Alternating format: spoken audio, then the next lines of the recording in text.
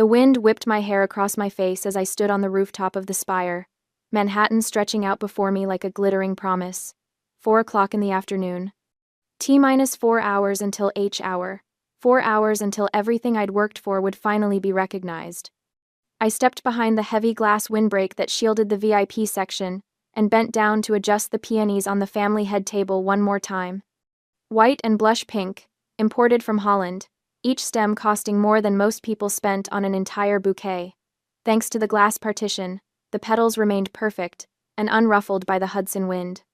Just like everything else tonight needed to be. My hand unconsciously moved to my purse, feeling the reassuring weight of the 2 thick envelopes inside. My grand plan. 3 years of careful saving, meticulous planning, strategic sacrifice. Inside one envelope, an all-inclusive retirement savings book for my parents, enough to fund the European river cruise Mom had circled in travel magazines for years. Enough for Dad to finally buy that vintage Corvette he browsed online every Sunday morning. Inside the other, a full-ride scholarship voucher for Brittany to study fashion design in Paris. Not just any program, the Institut Français de la Mode, the same school that had launched careers I'd heard my sister obsess over since she was 16. Tonight, when Arthur Sterling will announce my partnership in front of Manhattan's legal elite, I want my family sitting at that table. I want them to see what their daughter, their sister, has become. And I want to give them everything they'd ever dreamed of, because if I gave them their dream lives, surely they would finally be proud of me. Surely they would finally love me the way I needed to be loved. My phone buzzed once, then immediately again. I pulled it out, expecting a message about traffic or parking. Instead, my stomach dropped. Bank alert.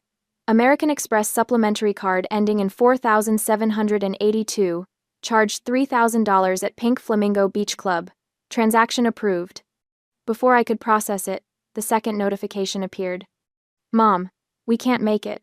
Your sister is having a panic attack. She needs quiet meditation space to heal immediately. So sorry, sweetie. You understand. I stared at the screen. Read both messages again. Then again. Pink Flamingo Beach Club. I knew that place. A tacky, neon-lit disaster on the outskirts of Long Island, where college kids went to drink watered-down cocktails from plastic cups while house music pounded so loud you couldn't hear yourself think. The kind of place that smelled like coconut sunscreen and regret. That was a quiet meditation space? The contradiction hit me like a physical slap. My brain, trained by years of legal analysis to spot inconsistencies, immediately began cataloging the evidence. Brittany needs quiet. Brittany needs to heal. Brittany is having a panic attack. But the charge went through at 3:47 p.m., 13 minutes ago. Which meant they'd been there for a while, probably since noon. Which meant they'd known for hours they weren't coming. They'd waited until the card swiped to send the text, waited until the transaction was approved and the money was gone. So I couldn't cancel it or freeze the account. This wasn't an emergency. This was calculated. The betrayal that surged through me wasn't about the $3,000. I'd spent more than that on Brittany's rent last month alone. It was the contempt. The casual, dismissive contempt that said they'd rather spend my money partying at a dump than spend 3 hours celebrating the biggest achievement of my life. They'd used my money to run away from me. Miss Ross? I turned. The restaurant manager, a slight man named Philippe, who'd been nothing but accommodating during the planning process, stood a respectful distance away.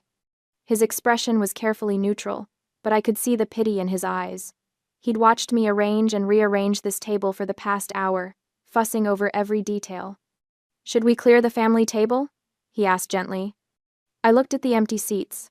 The table was positioned in the prime spot, directly adjacent to where Arthur Sterling would stand for the toasts. If the managing partner saw me sitting alone, he would draw conclusions. Successful but isolated, professionally brilliant, but personally deficient. A woman who'd sacrificed family for career, who had no foundation, no roots, no real life beyond the office. Everything I'd worked for could be undermined by an empty table. I felt tears burning behind my eyes. I blinked them back, hard. I would not cry. Not here. Not where the catering staff could see, where word might somehow filter back to the firm that Eva Ross had broken down over her family not showing up. I clenched my fists at my sides, nails digging into my palms. No, I said, my voice steadier than I felt. Keep the setup exactly as it is, the most luxurious arrangement you have. Philippe nodded slowly. But take away the reserved for family sign, I added. He paused, understanding flickering across his face. Of course, Miss Ross. Right away. As he walked away, I looked down at my phone again. The bank alert was still there, stark and undeniable. I opened the banking app with shaking fingers and pulled up the transaction details. Pink Flamingo Beach Club, $3,000. VIP Cabana Package, $1,200. High Tide Alcohol Tower X10, $1,500. Private DJ service fee, $300. 10 alcohol towers. A private DJ. This wasn't stress relief. This wasn't healing. This was a party. A celebration. They were celebrating not being here. My sister wasn't having a panic attack. She was having the time of her life on my American Express card, probably surrounded by her unemployed influencer friends. Probably posting it all on Instagram right now with some caption about Freedom Friday or choosing joy. I felt something shift inside me. Something cold and hard settling into place where the hurt had been. I slipped my phone back into my purse, next to those 2 envelopes that suddenly felt incredibly heavy. The view of the Empire State Building stretched before me, golden in the late afternoon light. In 4 hours, this rooftop would be filled with the most powerful people in New York's legal community. And I would be standing here alone, or I would be standing here with people who actually chose to be here. I pulled out my phone again and scrolled to a different contact. Nana, I said when she answered. I need you. They did what? Nana Beatrice's voice came through the phone like a whip crack, sharp enough that I had to pull the device slightly away from my ear.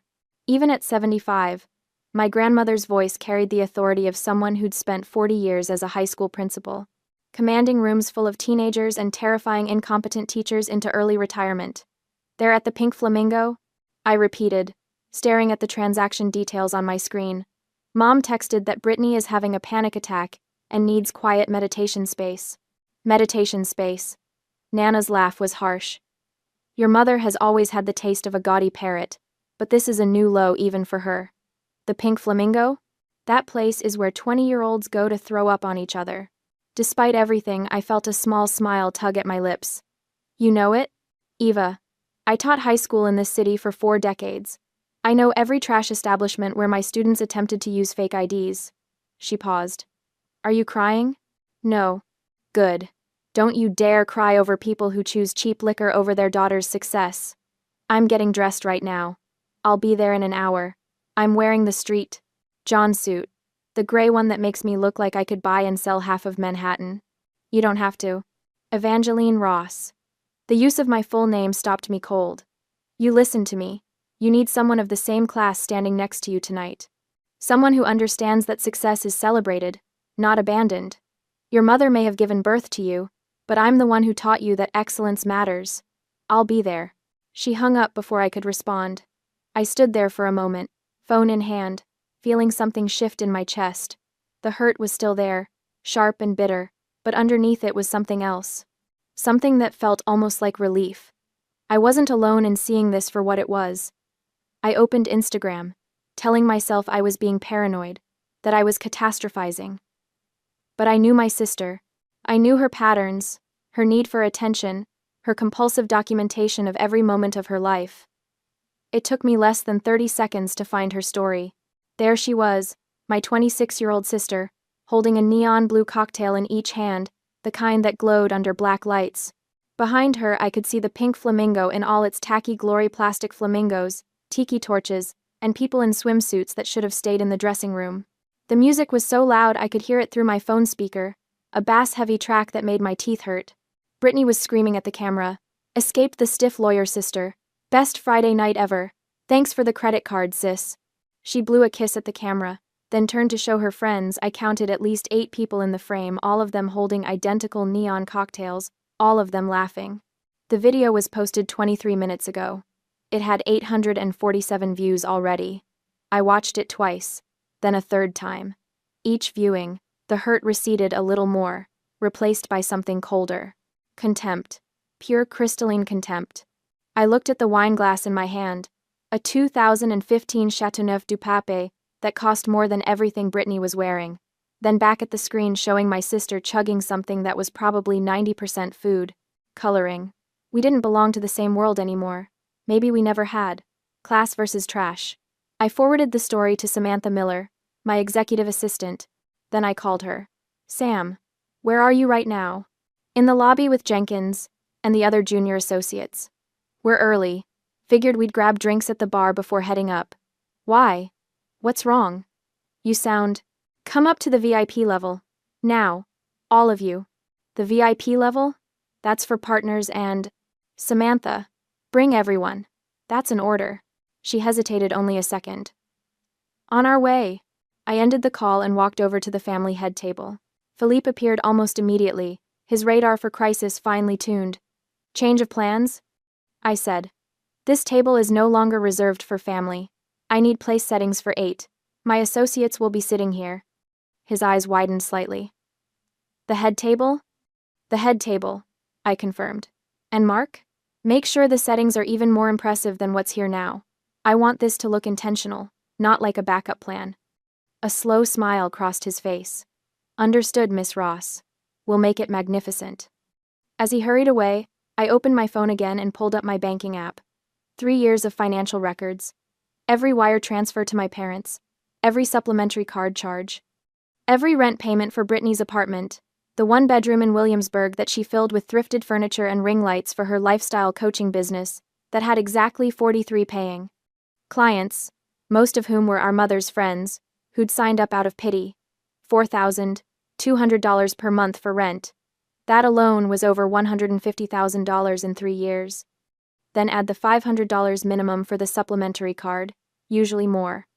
Regular, emergencies that required quick transfers, car repairs, medical bills, investment opportunities that somehow never materialized into actual income. I opened my calculator app and started adding. 12 minutes later, I had my total. $250,000. $250,000 over 3 years. Not counting gifts, not counting the times I'd paid for family dinners or bought plane tickets so they could visit when they said they missed me. I was supporting 3 fully grown adults, and in return, they'd spent $3,000 of my dollars to throw a party celebrating not having to see me. The elevator dinged. Samantha emerged first, followed by a cluster of junior associates in various states of nervous confusion. They'd clearly come straight from home, most of them were in cocktail attire, but not quite at the level of polish they'd have if they'd known they were being promoted to the VIP level. Eva? Samantha approached carefully. What's going on? I looked at them. At Sam, who'd been my right hand for 2 years, who stayed late when I stayed late, who'd once physically blocked an opposing counsel from ambushing me in the courthouse bathroom. At Jenkins, the first year who'd pulled 3 all-nighters last month to help me prep for the Morrison trial. At Davis, at Brooks, at Vance, all of them young and hungry and brilliant, all of them betting their careers on the belief that working for me would teach them something worth learning. They'd all shown up early. They were here because they wanted to be. My family isn't coming, I said simply. So tonight, you're sitting at the head table with me. Dead silence. Then Samantha said very quietly, Where are they? I pulled up Brittany's Instagram story and handed her my phone. Sam watched it. Her expression went from confused to angry to absolutely furious in about 15 seconds. She handed the phone back without a word, but I could see her jaw clenching. Well, Jenkins said after a long moment. Their loss is our gain. We get the good champagne. It was such a perfectly Jenkins thing to say, inappropriate and honest and somehow exactly right, that I felt myself laugh. A real laugh, the first one since those text messages arrived. Yes, I said. Yes, you do. By 8:30, the spire was transformed. The sun had set, and Manhattan glittered below us like a jewel box someone had shaken and scattered across the darkness. String lights crisscrossed the space overhead, and the bar was doing brisk business, serving cocktails with names like The Closing Argument and The Settlement. Jazz played softly enough to allow conversation, and the air smelled like expensive cologne and ambition. I stood near the head table, now perfectly set for 8, watching the elevator doors. Samantha and the others had dispersed to mingle, following my instruction to work the room and make connections. They'd transformed from nervous juniors to confident professionals in the span of an hour, and I felt a small surge of pride watching them. Nana Beatrice had arrived 45 minutes ago in her promised street. John suit gray wool with pearl buttons that probably cost more than most people's monthly rent. She'd taken one look at the revised seating arrangement, nodded approvingly, and then proceeded to charm every partner's wife in attendance. My grandmother had a gift for making people feel simultaneously honored and slightly intimidated by her attention. But my stomach was still in knots. Because Arthur Sterling hadn't arrived yet. Arthur Sterling, the managing partner. The man who'd personally called me into his office 6 weeks ago to tell me I was being considered for the youngest partnership in the firm's history. The man who'd shaken my hand and said, "Eva, you remind me of myself at your age. Brilliant, dedicated, and you understand that success means nothing if you don't have people to share it with." He was old school. 70 years old, married to his college sweetheart for 48 years, 5 children, who were all successful in their own right. He gave speeches at Fordham Law about balanced excellence, and how the best attorneys were the ones who could close a merger and still make it home for dinner with their families. My HR file, the one I'd filled out when I first joined the firm, had a section about personal values and motivations. I'd written that family was my biggest drive.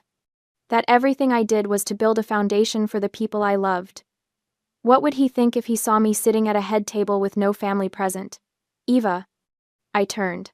Arthur Sterling stood behind me, and despite myself, I felt my stomach drop. He was shorter than he seemed in the office, but he projected authority like a physical force. Silver hair, immaculately styled, navy suit that was somehow both conservative and incredibly expensive, and eyes that had perfected the art of the penetrating stare after 50 years of cross-examining hostile witnesses. "Mr. Sterling." I extended my hand, which he shook with exactly the right amount of pressure. "Thank you so much for coming. Wouldn't miss it for the world." He glanced past me at the head table, his expression expectant, though I was hoping to finally meet the famous Ross family. "In your interviews, you spoke so warmly about your parents. Your file mentioned family as your primary motivation. Where are they?" The question hung in the air like a blade. Every possible response flashed through my mind in rapid succession. The truth would be humiliating.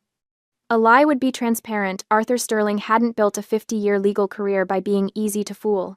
Deflection would make me look evasive. I opened my mouth, not sure what would come out. "Good evening, Mr. Sterling." Nana Beatrice materialized beside me like a force of nature, her voice carrying the steel and silk tone she'd perfected over decades of dealing with difficult parents at PTA meetings. Sterling turned to her, surprised. "I'm Beatrice Ross," she continued, extending her hand with the regal bearing of someone who'd never questioned whether she belonged anywhere. "Eva's grandmother, former principal of Street, Catherine's preparatory, and the person who taught this young woman everything she knows about discipline, excellence, and integrity." Sterling took her hand, his expression shifting to something like respect. "A pleasure, Miss Ross." "Her parents," Nana said, her tone implying that she was sharing information that was unfortunate but ultimately irrelevant, "are dealing with a family emergency that required their immediate attention. However, Mr. Sterling, I want to clarify something important." She stepped slightly forward, and I realized with a start that she was physically positioning herself between Sterling and me, protective. "Eva's parents may have given her life," Nana said, her voice quiet but absolutely unshakable. "But I am the one who forged her mindset. I taught her that excellence is not negotiable. That commitment means showing up even when it's inconvenient. That success is built on consistency, not convenience. If you're looking for the source of Eva's professional excellence, Mr.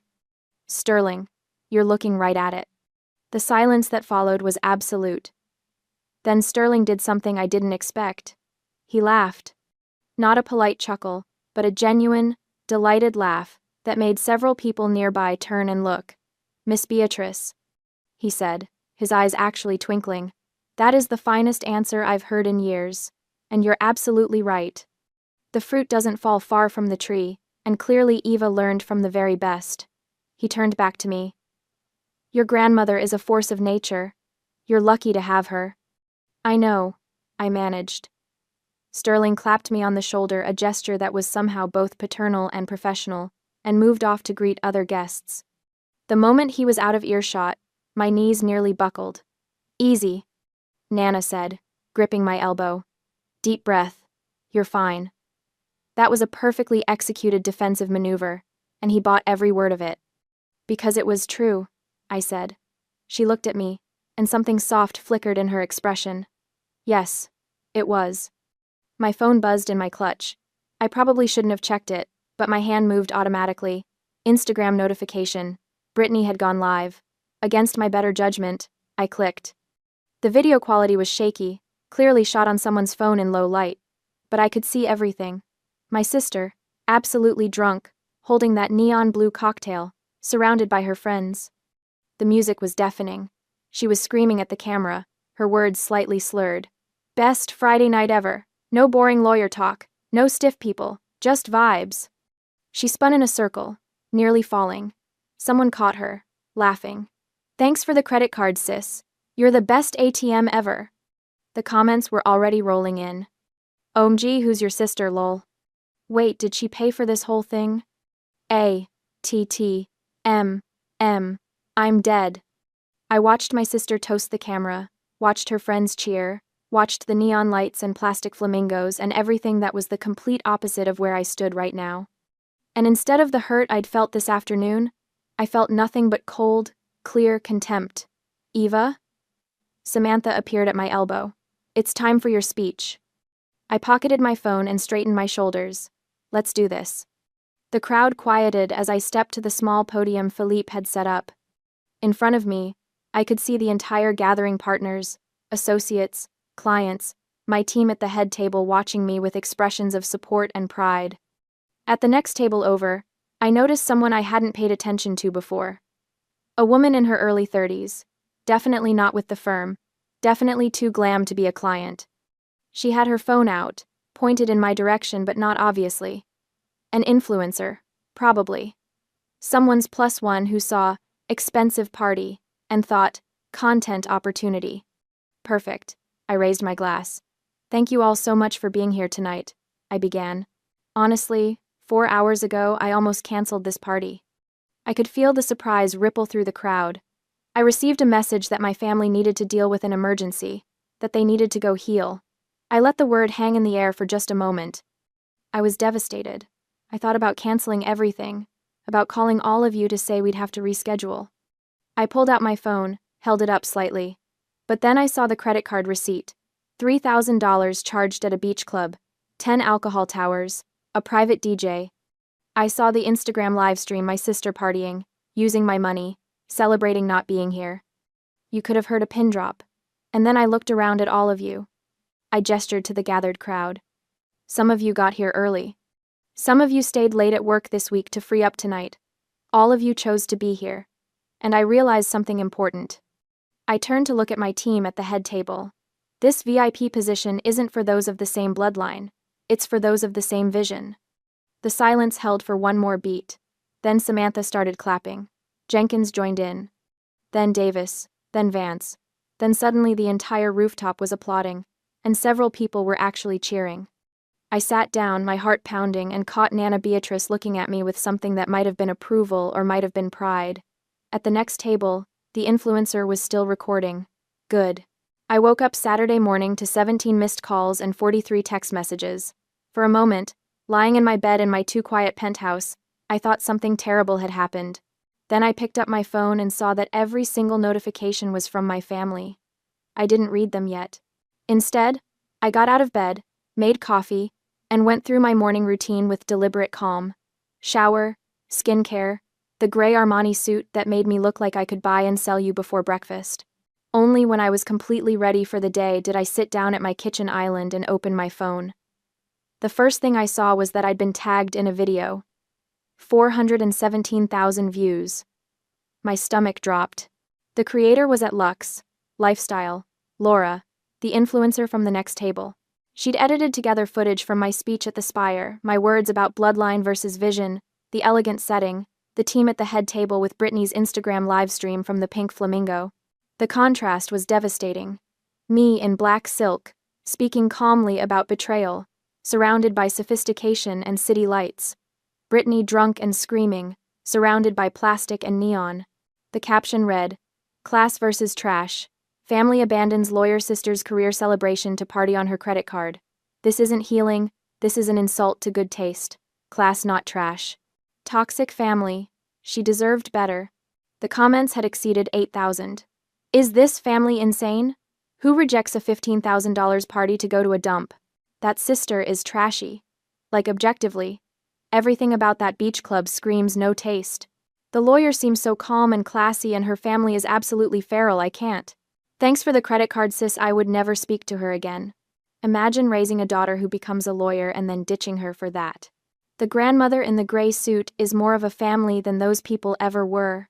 I watched the video 3 times. It was beautifully edited, I had to admit.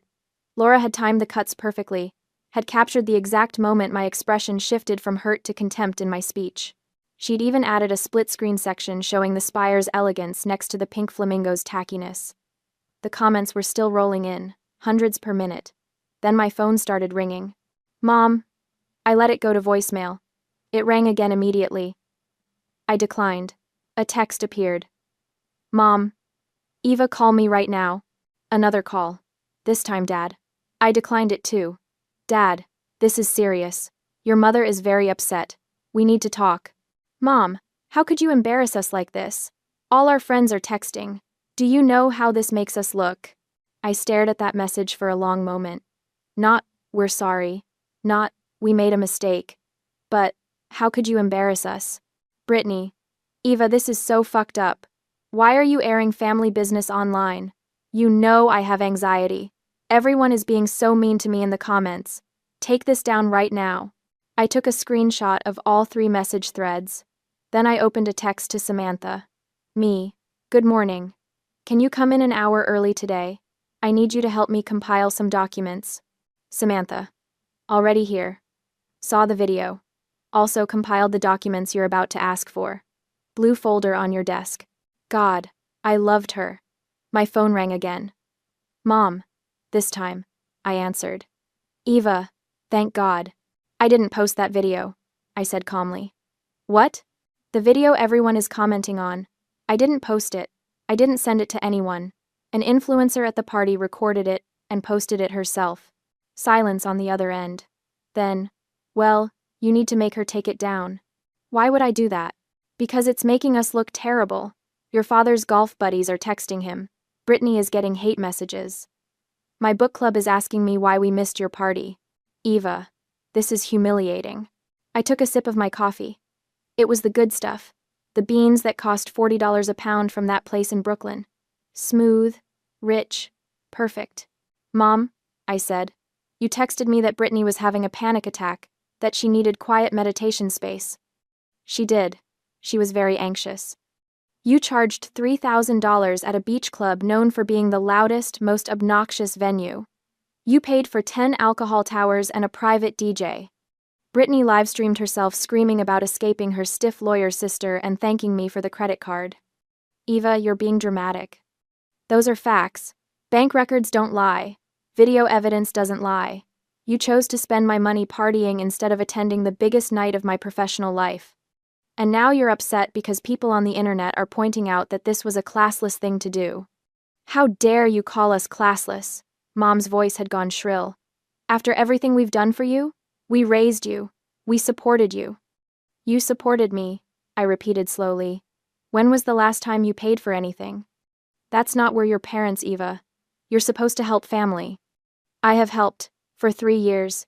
And last Friday, you used that help to fund a party celebrating not having to see me. I paused. I think we need to have a family meeting to resolve this. A what? Come to my apartment next Saturday, 7 p.m. You, Dad, and Brittany. I have something I want to give you. A late gift I couldn't present at the party. The word gift changed everything. I could hear it in the pause, in the way Mom's tone shifted from angry to cautiously interested. A gift? Yes. Something I've been preparing for a while. It's important that we discuss it in person. Another pause. What kind of gift? You'll see on Saturday. Can you make it? Or do you have another emergency planned? The barb landed. We'll be there, Mom said stiffly. 7 p.m. Perfect. See you then. I hung up before she could respond. Then I opened my text thread with Samantha again. Me. Can you also print out copies of the lease guarantee agreement for Brittany's apartment and all supplementary credit card statements? I need everything ready by next Saturday afternoon. Samantha. Already in the blue folder.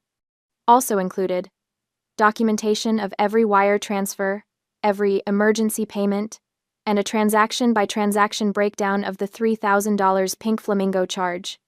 The DJ alone was $300. Who pays $300 for a beach club DJ? Me. People with terrible taste and someone else's credit card. Samantha. Fair. Also, I ordered you a paper shredder. It's being delivered to your apartment on Friday. Industrial grade.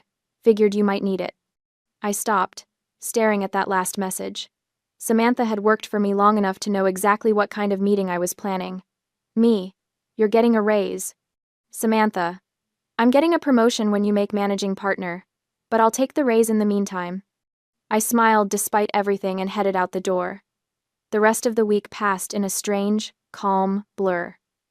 The video continued to go viral by Wednesday. It had 2.3 million views. My parents called 17 more times. Brittany sent increasingly frantic texts, begging me to do something about the comments. I ignored all of them. Instead, I worked. I closed the Morrison deal. I reviewed the blue folder Samantha had prepared, checked every transaction, verified every date. I made notes in the margins. I prepared my case like I was going to trial. Because in a way, I was. Friday evening, a delivery man arrived at my building with a large box, the paper shredder. I set it up in my dining room, placed it carefully next to the table where my family would sit. Then I spent Friday night reviewing everything one more time. The retirement savings book I'd compiled for my parents' photos of cruise itineraries, brochures for river tours through Europe, a structured investment plan that would let them travel twice a year for the next 20 years. The fashion design scholarship voucher for Brittany, a full-ride acceptance letter to Institut Français de la Mode, housing included, everything paid for. I'd spent 6 months setting these up. Pulling strings, making calls, cashing in favors. They would never know that now. Saturday arrived cold and clear. I spent the morning preparing my apartment. No food on the table, this wasn't a social occasion. Just the blue folder, neatly positioned at the head of the table. The 2 thick envelopes, placed beside it.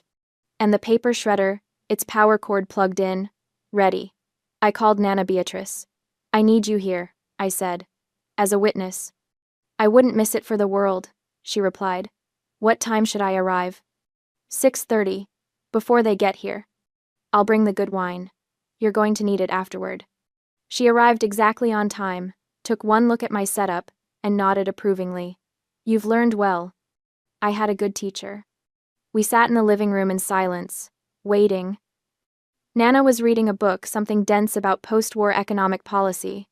I was pretending to read emails on my phone, but mostly just watching the clock. At 7:03 p.m., my intercom buzzed. Miss Ross? Your parents and sister are here. Send them up. I walked to the door and opened it before they could knock. Mom swept in first, and I was struck by how out of place she looked in my apartment. She'd dressed up the Talbot suit she wore to church. The one she thought made her look sophisticated, but actually made her look like she was trying too hard. Dad followed, uncomfortable in slacks and a button-down. Brittany came last, phone in hand, looking sullen. Eva, sweetie, this place is so cold, Mom said, looking around my minimalist living room with barely concealed disapproval. You need more color. Some throw pillows. It looks like a hotel. Hello to you too, Mom. I closed the door behind them. Please, come to the dining room. They filed in and stopped short when they saw Nana Beatrice sitting in the armchair positioned at the head of the table, holding a glass of red wine, watching them like a judge presiding over a courtroom. Mother. My mom said, her voice instantly defensive. I didn't know you'd be here. Deborah, Nana replied coolly. Sit down, all of you. There was something in her tone that made even my father comply without argument. They took seats around the table, their eyes immediately drawn to the blue folder and the 2 envelopes. What's this about? Brittany said, still scrolling on her phone. I have plans later. Can we make this quick? I remained standing. Put the phone away, Brittany. Excuse me? Your sister said put the phone away, Nana said quietly. Or you can leave now. Brittany looked to our parents for support. but Mom was staring at the envelopes with undisguised interest. Brittany huffed and put her phone face down on the table. "Thank you," I said. "Now. I asked you here because we need to address what happened last Friday." Mom immediately launched into her prepared speech. "Eva, we've been so stressed about this viral video situation. You have to understand how humiliating it's been for us.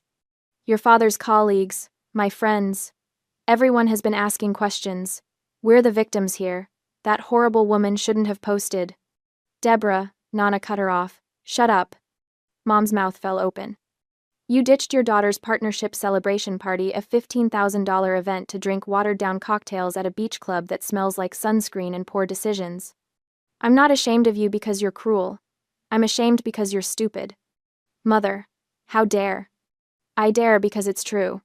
You had a daughter who achieved something remarkable, and instead of celebrating her, you spent her money celebrating not having to see her. That's not complicated. That's not a misunderstanding. That's just pathetic." The silence that followed was absolute. I picked up the 2 envelopes. "Before we continue, I want to show you something." Brittany's eyes lit up. She'd seen the envelopes, thick and expensive looking, and her mind had gone exactly where I knew it would. Are those for us?" "Yes." I held them up so they could see. "Inside, this one is an all-inclusive retirement savings book for Mom and Dad, enough to take 2 international trips every year for the next 20 years.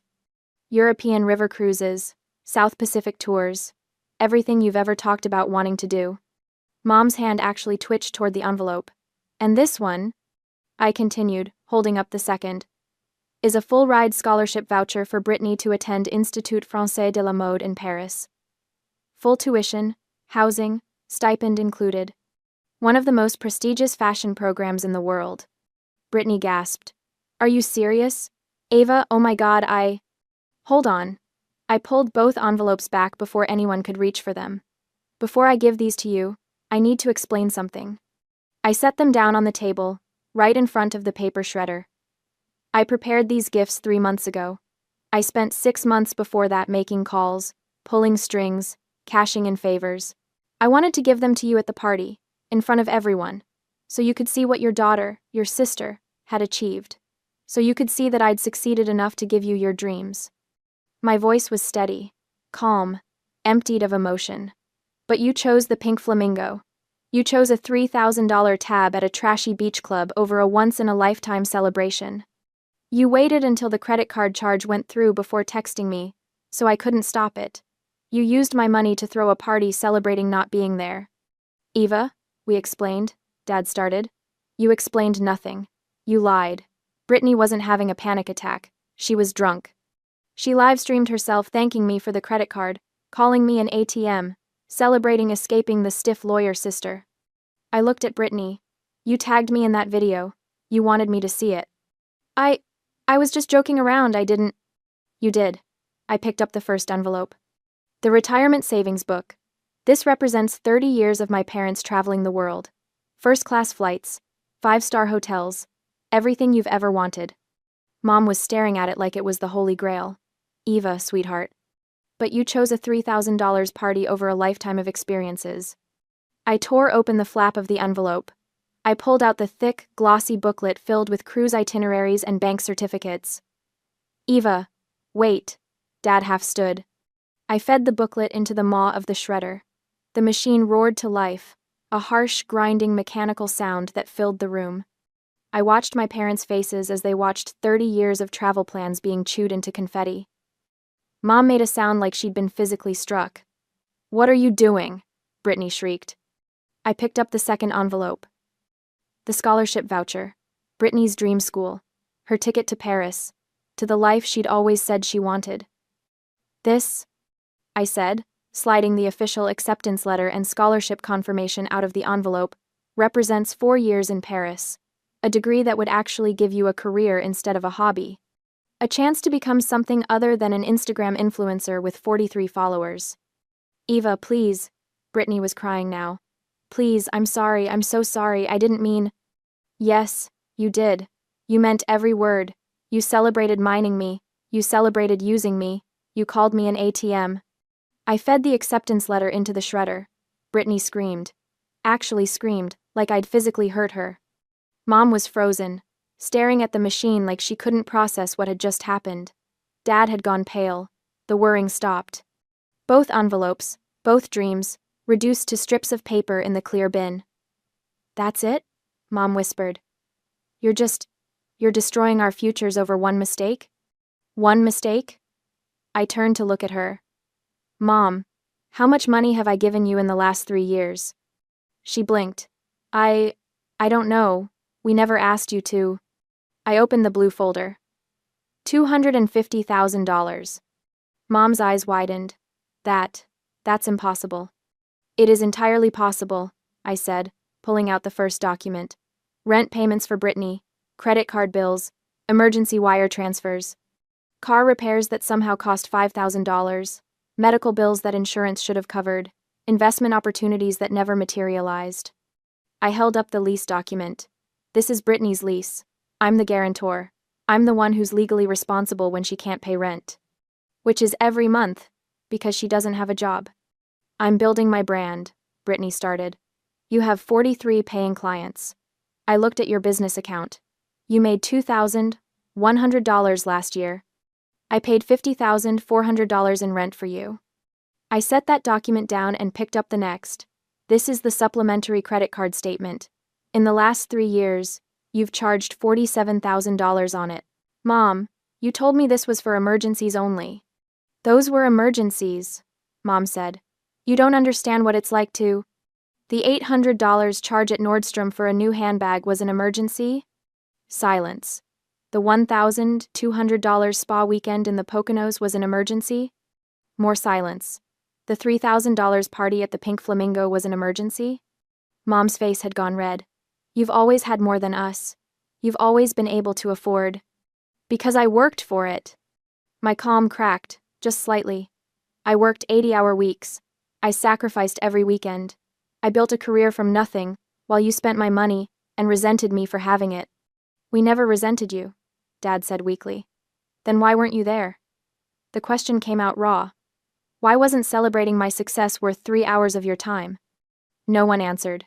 I pulled out the next set of documents. "This is the notice canceling all supplementary credit cards effective immediately.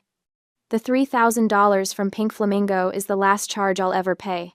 Consider it severance." I set that down and picked up the final document. "And this is the notice that I'm withdrawing as guarantor on Brittany's lease. You have 30 days to find a new guarantor or move out." "You can't do this." Brittany was hysterical now. "Where am I supposed to go?" "That's not my problem anymore." "Eva, please," Mom said, and for the first time she actually sounded scared. "We're family. You can't abandon us." I looked at her. Really looked at her. At this woman who'd given birth to me but had never really seen me. Who'd taken my money but never my advice. Who'd chosen a beach club over her daughter's triumph. "You abandoned me first," I said quietly. "Last Friday, you made it clear what you value. It's not my success. It's not my happiness. It's my bank account. And I'm done being an ATM." I pointed to the door. "Please leave." "Eva." Dad tried one more time. "Leave. Now." Nana Beatrice stood up from her chair. She didn't say anything, but her presence filled the room. The message was clear. You're not arguing your way out of this. Mom gathered her purse with shaking hands. Brittany was sobbing, mascara running down her face. Dad looked like he wanted to say something but couldn't find the words.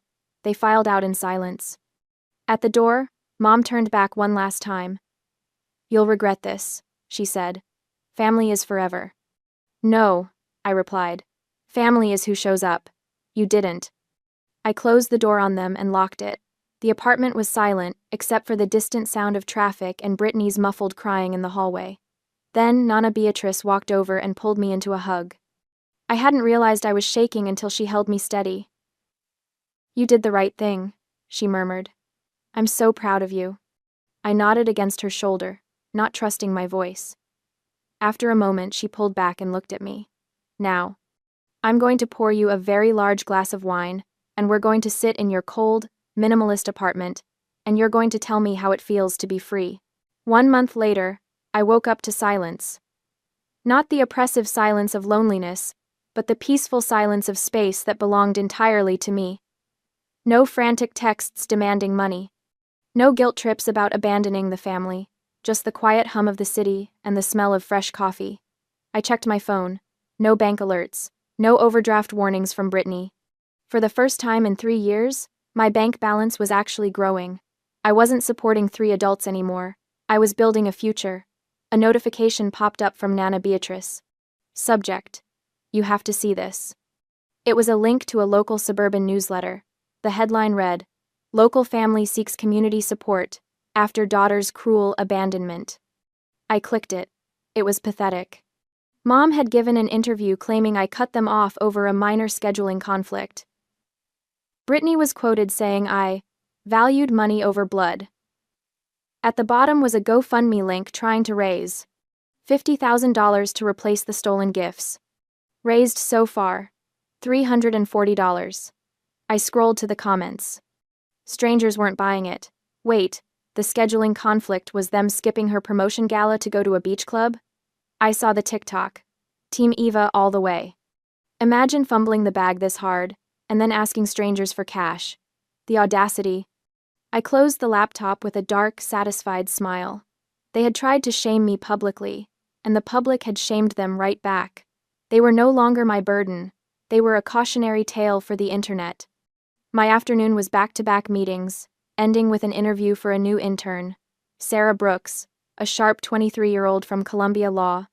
She reminded me of myself, hungry, driven, but without the connections. At the end of the interview, I didn't just offer her the job. I pulled a first-edition contract law book from my shelf, my lucky charm. Take this. I told her. Someone once taught me that you invest in people who share your vision, not just your bloodline. You have the vision, Sarah. Use it well. She looked at the book like it was gold. I won't let you down, Miss Ross. I know you won't. I left the office at 6 sharp. The air outside was crisp, smelling of roasted chestnuts and possibility. I walked to the Italian restaurant where Nana Beatrice was waiting. She was already there, a bottle of the good red wine open on the table. She looked up as I approached, her eyes scanning my face not for signs of stress, but for peace. You look different, she noted as I sat down.